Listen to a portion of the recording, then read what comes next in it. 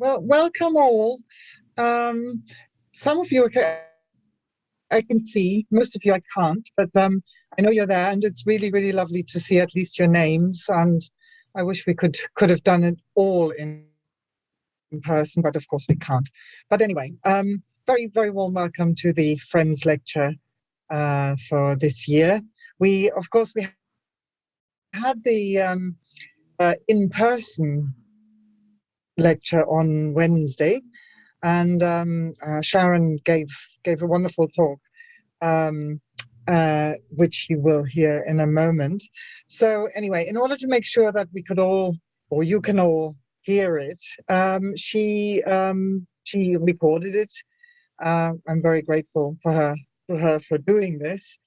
And we could have just played this to you, but I really wanted to take the opportunity to say hello and see you and say also you're hugely welcome, of course, as you know, to all of the events that we put on. We've put on so many things over the last year or so on Zoom that we've actually got quite used to it, and it is so much easier for you to access. So do join us. We'll continue to do Zoom events. But anyway, we're here to listen to Sharon's lecture, and of course, this is a very special event for us because Sharon, as you all know, is our alumna, and of course, you have made it possible that she finished her PhD. She did her PhD with us because you've been subsidizing her studies. So thank you for that, and you will hear that it was worth it. Anyway, just a short introduction from me before we listen to Sharon's talk. Sharon has had an enormously varied career. She trained as a physiotherapist. She worked for a knee surgeon. She worked in finance. She worked in the organization of postgraduate diploma. I mean, really, she's done it all. And all through this varied career, she has had this love for languages. And finally, in the early 2000s, she took the decision to take a degree course. She enrolled in Bristol and she did a BA in German and French. And then she loved it so much, she stayed on for an MA, and she was supervised by Anne Simon for the MA, working relationship. But when she came to us, to the IMLR, to do her PhD, she was mainly supervised by Anne as well. So she finished her degree, her PhD in 2018. And the title of her PhD was From Satire to Silence, Sachs's Commentary on Civic Decline. And just to give you a little bit of a preview, what is so special about Sharon's work is that she has an enormous knowledge of the history of Nuremberg, the cultural history of the 16th century, and she combines that with her reading of the text. You will see she does that in really an exemplary way. So let's listen to her. Before I begin this lecture, I would like to take this opportunity to thank the Friends of the Germanic Studies for their financial support throughout my PhD, without which this talk today would not have been possible. During the past year and a half of confinement at home and worries about coronavirus, sales of mattresses rocketed by 60%. Many people suffered from sleep disturbance caused by anxiety, too much screen time, lack of exercise, and a lack of daily contact with other people. After a hospital admission, an anaesthetic, and strict isolation confined to the spare bedroom, my sleep pattern was completely destroyed, so this princess decided that the old mattress had to go. Our visit to John Lewis's mattress department did not result in the sort of bed illustrated here, dated 1600 and made in Nuremberg. By the 16th century, elaborate beds, comfortable mattresses, and sumptuous bedding were becoming a symbol of wealth in Germany. Even the middle classes had alcove or corner beds, whilst the lower classes had beds that ranged from a basic bed frame with rope on which to sling a mattress to slats on the floor in their workplace or stable.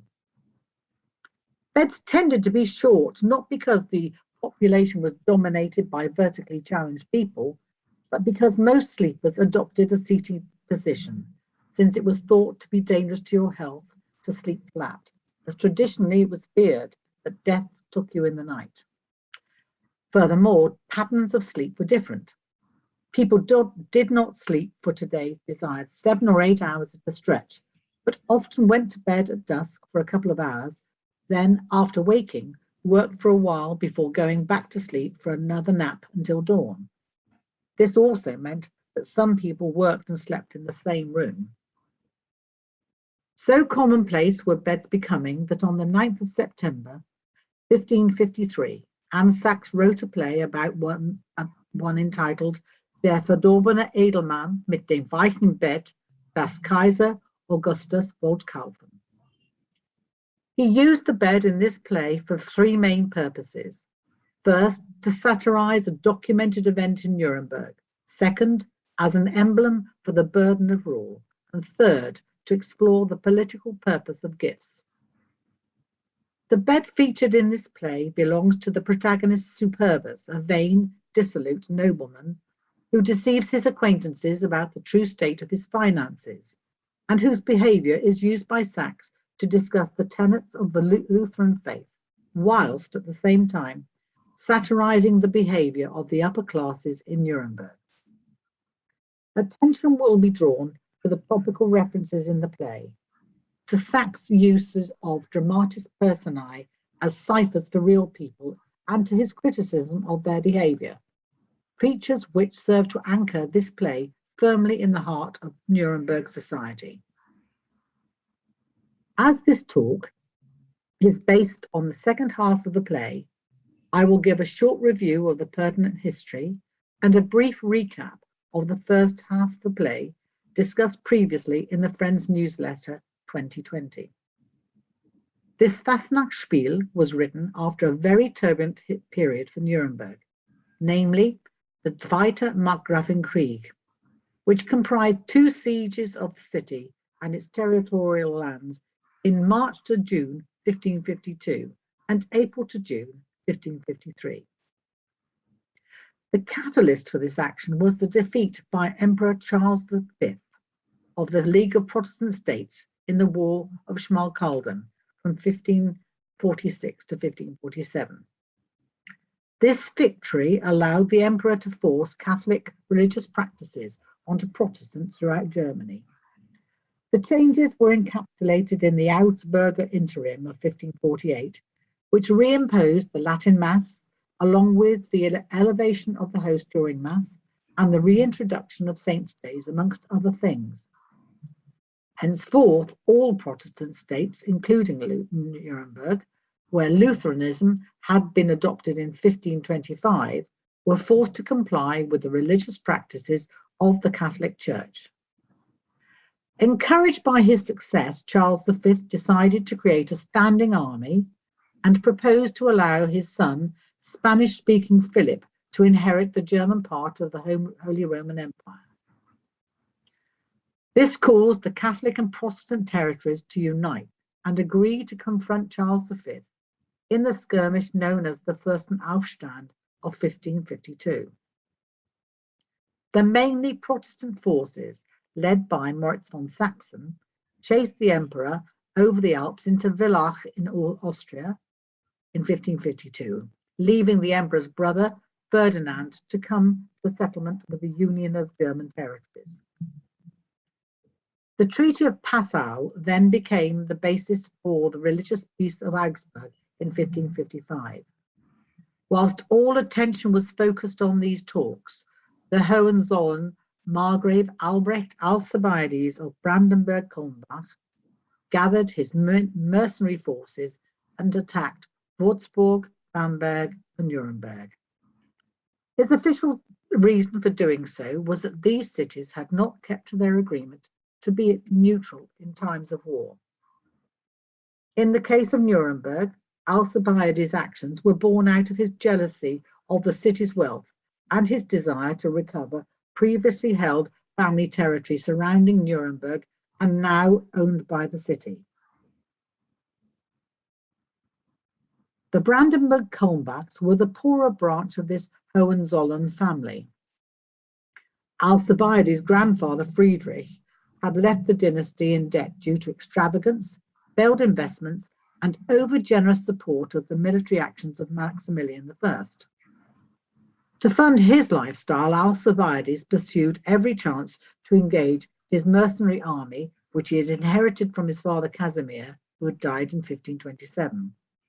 Sadly, neither Casimir nor Alcibiades were adept at exacting payment for their services, and in order to fund his campaign against the three cities, Alcibiades had mortgaged many of his positions and lands to some of Nuremberg's greediest businessmen, one of whom, Bonaventura Furtenbach, will make an important appearance later in this lecture. During Alcibiades' attack on Nuremberg's lands, local farmers and their animals sought refuge within the city walls after his men rampaged through the countryside, destroying everything in their wake, looking for bounty in lieu of wages that had not been paid by the Margrave. Contemporary sources report that as a result of the war, 2 towns, 170 villages, 3 religious foundations, 19 castles, 75 manor houses, 28 mills, 3 hammer mills, and approximately 2,500 acres of forest were burnt to ashes and many fish ponds dug up. The city became overcrowded with refugees from the countryside and their livestock, some 3,000 cattle, which caused the authorities to struggle to provide food. Hence, when this play was written less than 3 months after the second siege, the current lack of food due to the damaged farming communities would have been uppermost in the minds of the audience.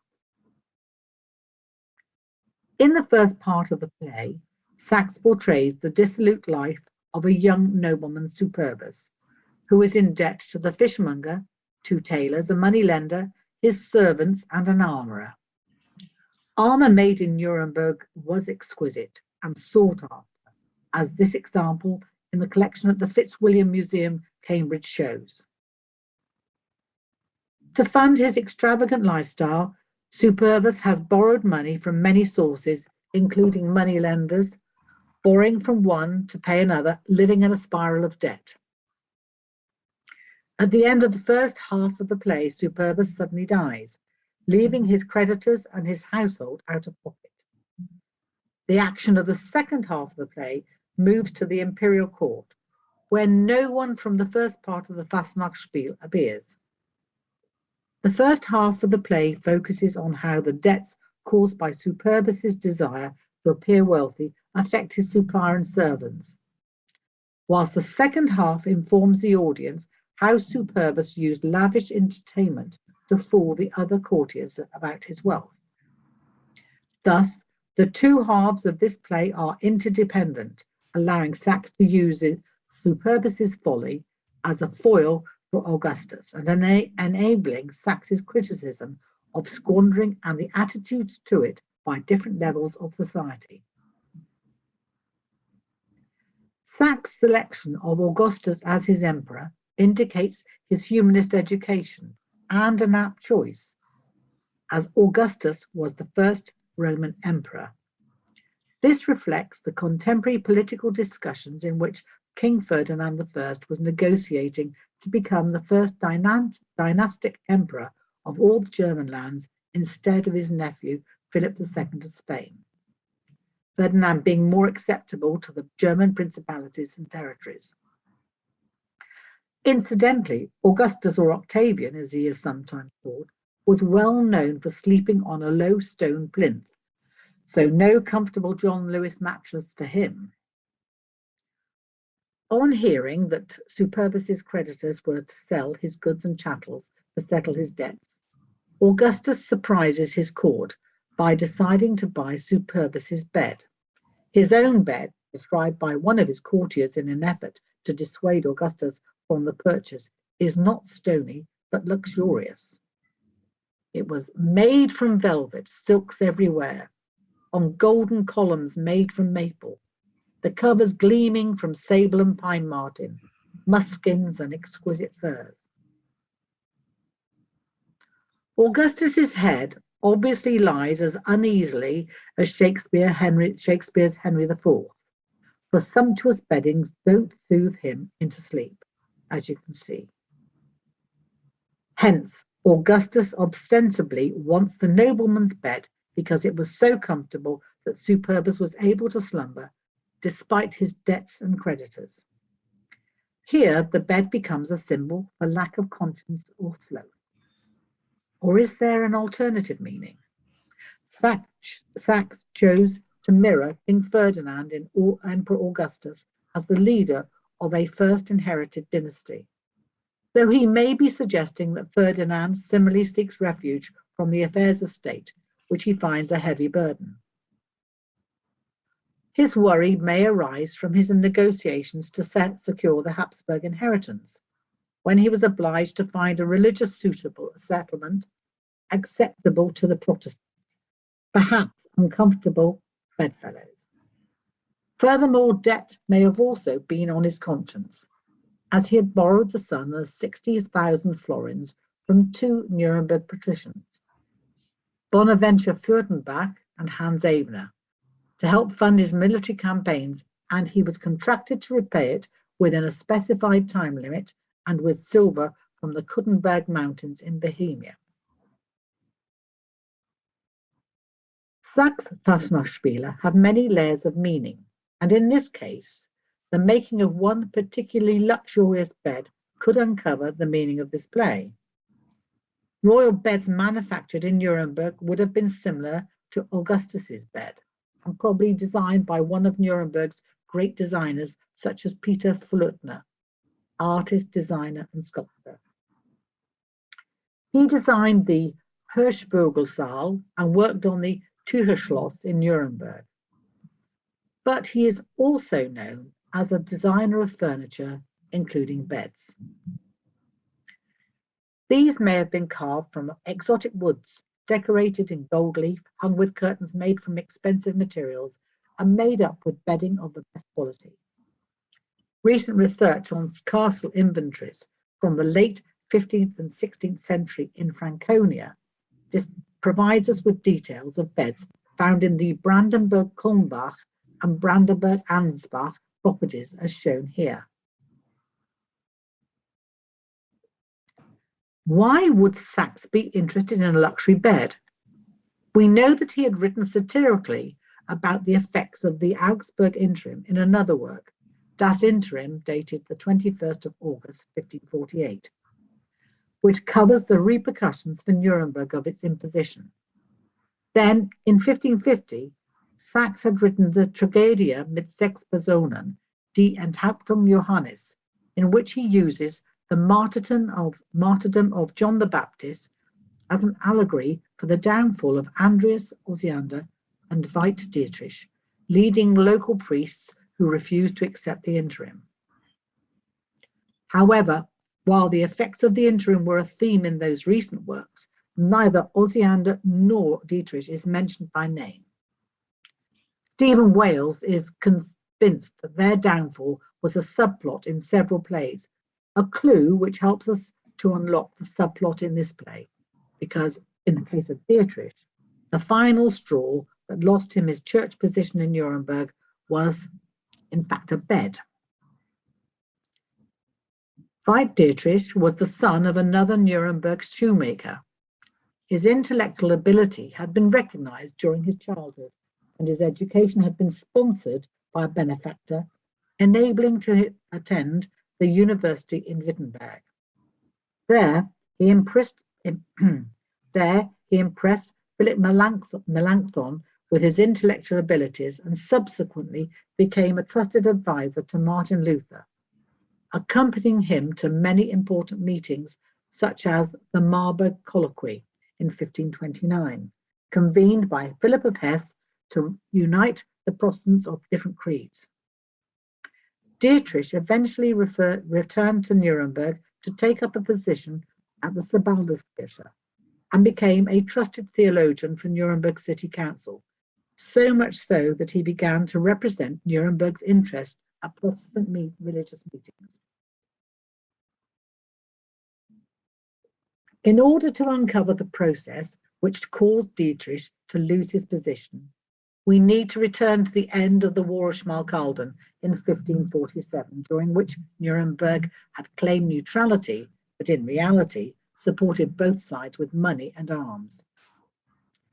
After Charles V had visited the city shortly before the decisive Battle of Mühlberg on the 24th of April 1547, some of his personal guard from the Duke of Alba's notorious troops remained in Nuremberg.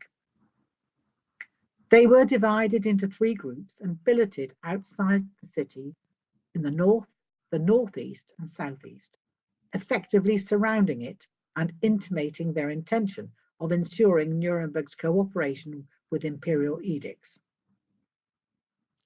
They ransacked villages and burned private property in nearby Altdorf, which led Veit Dietrich and another priest at the Church of St. Egidian to preach on 1st of May 1547 about their violent behaviour. The council, fearful of imperial reprisals since the Protestant defeat at the Battle of Mühlberg, demanded that future sermons be submitted to the censor before Sunday worship.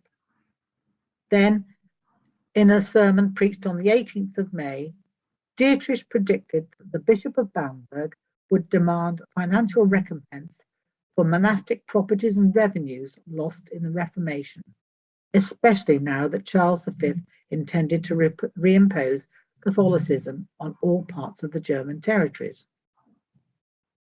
Christoph von Gendorf, King Ferdinand's representative in Nuremberg, believed the king and emperor had been slighted in this sermon and demanded that Dietrich be removed from his religious duties, a demand which Nuremberg Council refused. Then Dietrich preached another sermon, one which displeased Nuremberg's patrician council, since he criticized the Losung or wealth tax by suggesting it was open to abuse by Nuremberg's wealthiest residents, who only had to declare their income, not give proof of it.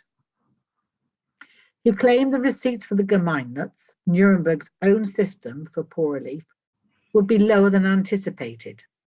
Furthermore, the money that could have been donated for poor relief had been loaned by Nuremberg's wealthy merchants to the emperor and the French king. If not repaid, the loss would have to be compensated for by taxation of the poorer residents, whilst the rich benefited from favours like ennoblement. Finally, in a sermon on June the 12th, Dietrich attacked the king's representative Christoph von Gendorf directly, accusing him of seeking influence and benefits through the gift of a bed to King Ferdinand. 2 other donors from Nuremberg were involved in sponsoring the gift. Bonaventura Furtenbach, he who had lent money to Alcibiades and King Ferdinand, and Hans Ebner, a member of the oldest patrician family in Nuremberg and the other local moneylender to Ferdinand. Gendorf was not a man to be trifled with, having a reputation for employing spies to provide the king with information about dissent in Nuremberg. Hence, when Gendorf demanded Dietrich's arrest, the threat to inform both the king and the emperor of the latter's attempt to besmirch their reputations forced the council to suspend him from his religious duties. The story of Dietrich's dismissal makes it obvious why Sachs uses a bed as the focus of his satire. Not only does it symbolize wealth and comfort, it was also a metaphor for Nuremberg's failure to protect its own citizens and their chosen religion. We also need to think about the nature of the gift of this luxurious bed. All 3 men who had commissioned it had been involved in silver mining in Bohemia. Furtenbach, in partnership with Hans Ebner, had attempted to create a monopoly of the silver mines in Plassenburg, now Kutna Hora in today's Czechia. Furtenbach's name was synonymous with risky ventures, and he was well known for demands of high interest, so much so that his reputation for avarice destroyed his political ambitions and caused his failure to progress into the inner circle controlling the council. The bed and the loan, made jointly with Hans Ebner, were given in the hope of gain, which paid off as Furtenbach was ennobled in 1548. Hans Ebner died in 1553, the year this play was written, and it is not known whether he or his family benefited from his involvement. Gendorf's meteoric and well-documented expansion in silver mining may have benefited from his work as spymaster, but he also gained from the gift of this bed as King Ferdinand allowed him to retain his disputed residency of a Bohemian castle, Schloss Baudenau, and permitted his family to live there for a further 6 years after his death. Furthermore, if Ferdinand's bed is a symbol for the purchase of favours and a display of greed by the donors, it also becomes a symbol for the corruptibility of the receiver. Sachs dangerously implies that King Ferdinand is corruptible. In the first half of the play, we learn that Superbus's profligate lifestyle ended in a spiral of debt and his creditors out of pocket. In this half, the court realizes that they have been deceived about his wealth and character. Sachs builds on this with further clues. His protagonist and full name, we learn from a courtier, is Superbus Lotus. As in other plays, Sachs uses the name to symbolize character. In the Middle Ages, the lotus flower signified pride or perfection, reflecting the outward impression which Superbus, Latin for proud, wanted to give. However, a negative interpretation derives from Homer's Odyssey, which Sachs would have known from his Lateinschule education. Odysseus's ship is blown onto islands where the natives eat lotus flowers for their narcotic effect. Observing this effect on his crew, Odysseus forces them back to their boat and to leave the island. There are two interpretations. The lotus as, first, a metaphor for getting or being unmindful. Second, as a metaphor for the struggle to overcome temptation or meaningless pleasures. Both interpretations can be applied to Superbus, who displays a lack of conscience about the debts incurred in funding his dissolute lifestyle. The purpose of Sachs' Fasnachtspiele was not only to entertain, but also to educate his audience in a memorable fashion on the moral duty expected by Lutheranism. Sachs did this in several ways. First, by presenting the audience with a moral dilemma, often based on one of the 7 deadly sins. Here, sloth, pride, and vanity. Second, by including references to biblical stories or homilies. And third, by pronouncing the Christian moral at the end of the play. The squandering habits of Superbus allow Sachs to illustrate the detrimental effects of profligacy on other people. Sachs based this message on Luther's 95 Theses, in which Luther said that purchasing indulgences was tantamount to squandering money and not, as taught by the Catholic Church, saving one's soul from purgatory. Then, Christ's commandment to love your neighbour as yourself from Matthew chapter 22, verse 39, formed the basis for Luther's idea of the Gemeinnütz. Merchant support of the poor was already obligatory in Nuremberg through the tax system, and wealthy patricians had also founded hospices and almshouses. However, Luther taught that relief of the poor should be funded by every citizen. Moreover, citing John the Baptist, he admonished his followers to live modestly so that excess wealth could be donated to the common good. Sachs then uses Superbus's extravagance and his impoverishment of his servants and the local tradesmen to illustrate the effects of debt described in Luther's sermon Von Bücher und Kaufhandlung, dated 1524.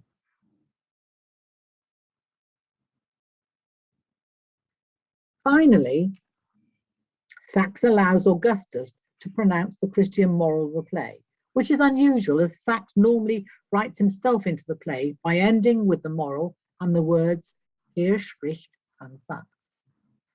However, after his death, the real Emperor Augustus was declared to be a god by the Senate for the 40 years of relative peace and prosperity, which may have influenced Sachs's choice. First, Augustus delivers the line from Proverbs chapter 16, verse 18. Pride becomes before a fall. This ties in well with Superbus's name and also with his fall from grace after his death, when his fellow courtiers discover the state of his indebtedness. Augustus remarks that each person should behave nach seinem Stand, a maxim which recalls Ephesians chapter 4, verse 1. I, therefore, a prisoner for the Lord, urge you to walk in a manner worthy of the calling to which you have been called. His last biblical homily is taken from Galatians 6, verse 32. Whatsoever a man soweth, that shall he also reap. A reference to Adam being condemned to work the land after he was expelled from the Garden of Eden. In these lines, Sachs reminds his audience of the values traditionally important in Nuremberg, industry and frugality, and of their obligation to obey the word of God as found in Luther's translation of the Bible. Sachs's portrayal of Superbus's extravagance served to illustrate the patricians' increasing mimicry of the nobility.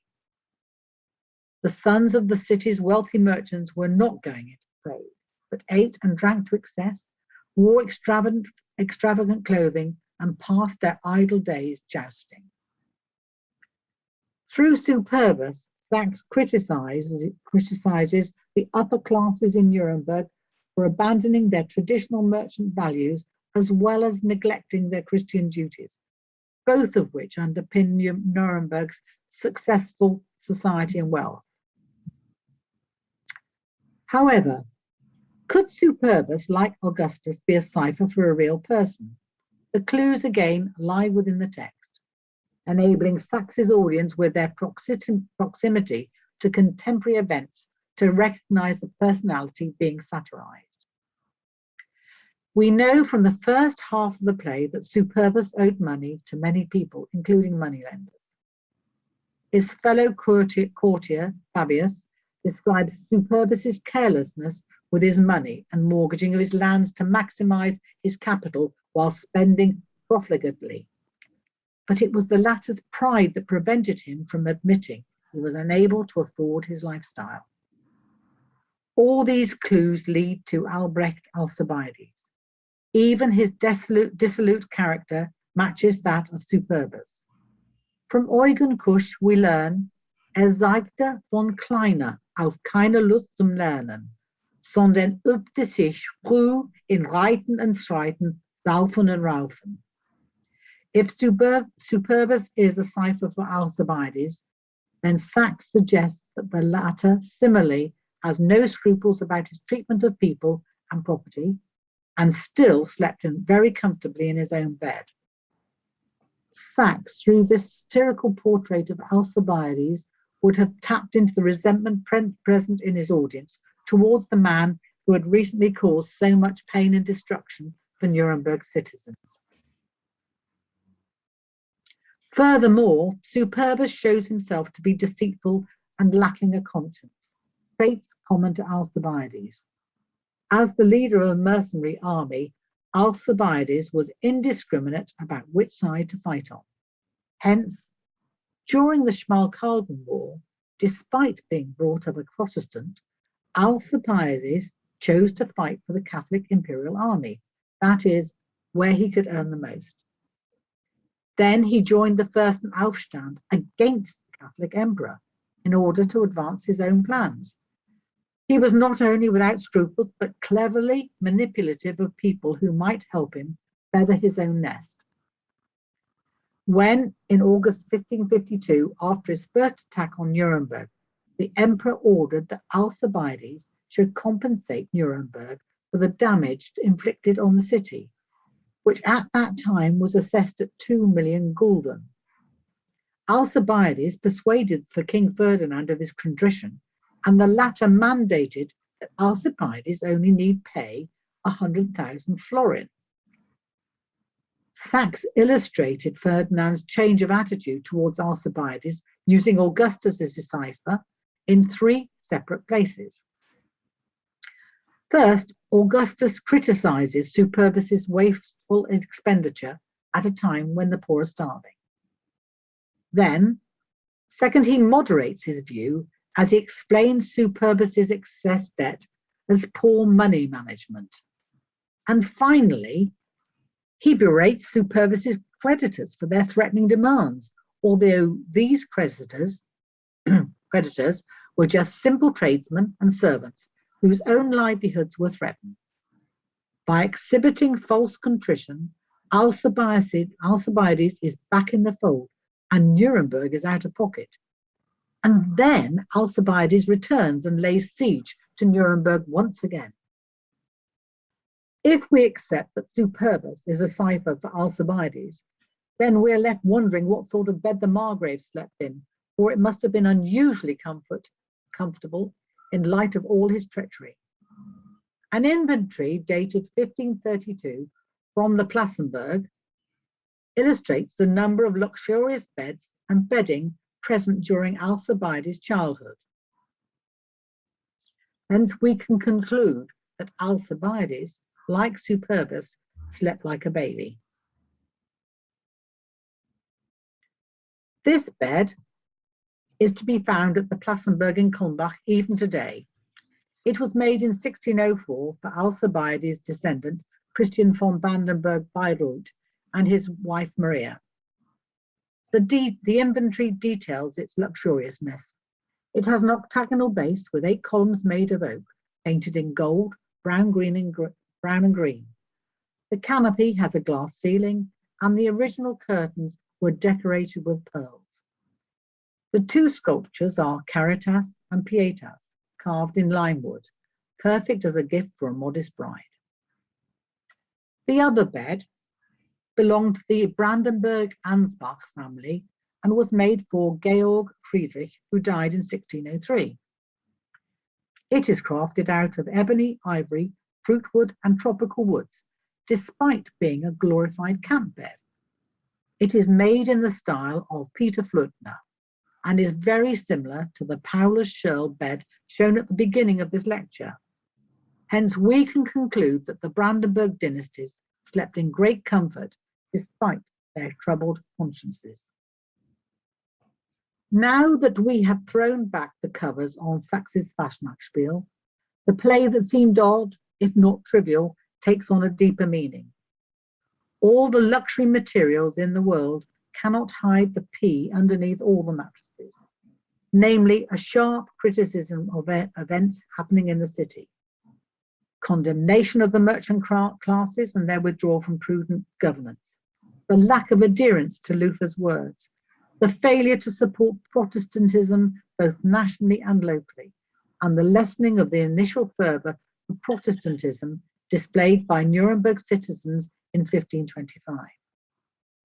After all, this religion had defined Hans Sachs's works for the previous 30 years.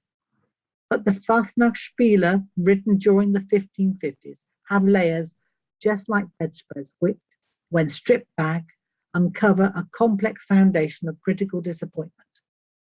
Life had not been a bed of roses for the ordinary citizens of Nuremberg, either during the sieges or since, as the city strove to recover.